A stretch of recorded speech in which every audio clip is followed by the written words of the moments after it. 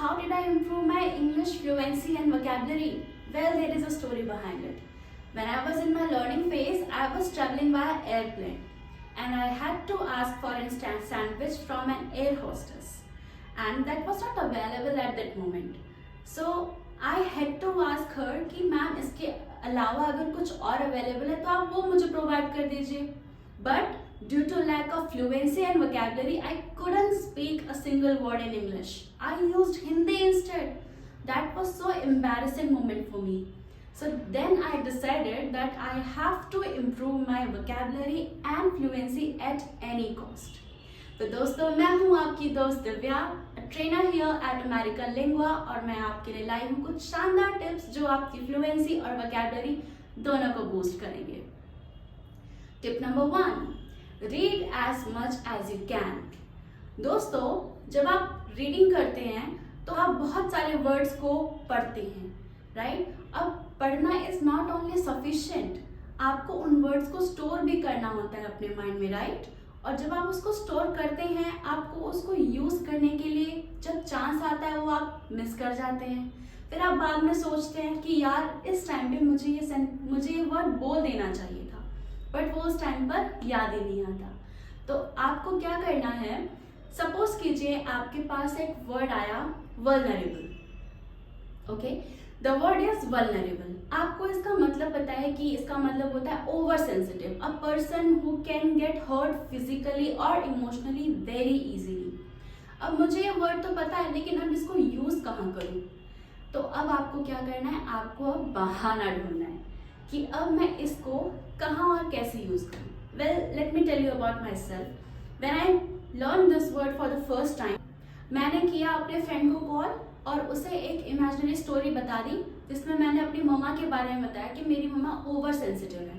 लेकिन मैंने उसको बोला, यू नो यार, my mamma is really very sensitive. No, मैंने ये नहीं बोला, मैंने बोला my mother is really vulnerable. Instead of using oversensitive, I use my mother is vulnerable.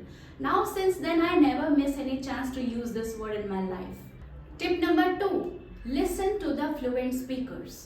दोस्तों, अगर मैं आपसे पूछूं कि procrastinated का मतलब क्या होता है, अगर मैं आपसे पूछूं procrastinated का मतलब क्या होता है, पढ़ गए ना सोच में? अच्छा, अब इसका मतलब बताइए. I procrastinated my project and I missed the deadline of submission. अब आप समझ गए होंगे, राइट? मैंने आपसे कहा कि मैंने प्रोक्रेस्टिनेशन करके अपने प्रोजेक्ट के सबमिशन की डेडलाइन मिस कर दी. तो प्रोक्रेस्टिनेशन का मतलब हुआ किसी भी काम को डिले करना या पोस्टपोन करना. अब आप बताइए, प्रोक्रेस्टिनेशन इफेक्टिव लगा आपको या पूरा सेंटेंस, राइट?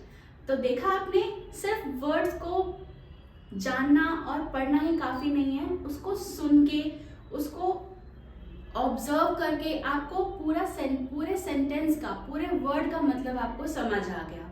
इसलिए not only reading is important but listening is equally important. Tip number 3, speak as much as you can.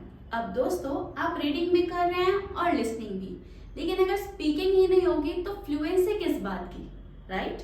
तो दोस्तों, मैं ये कहना चाहती हूँ आपसे कि you have to have a partner to talk to, but if you don't have any, you can be a partner of your self.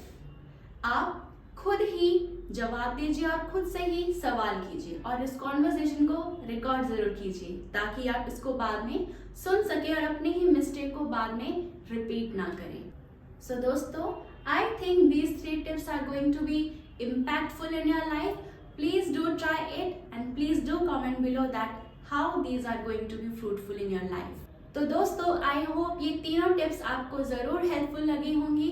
Please do try them and comment below कि कौन सा tip आपको बहुत ज़्यादा impactful लगा.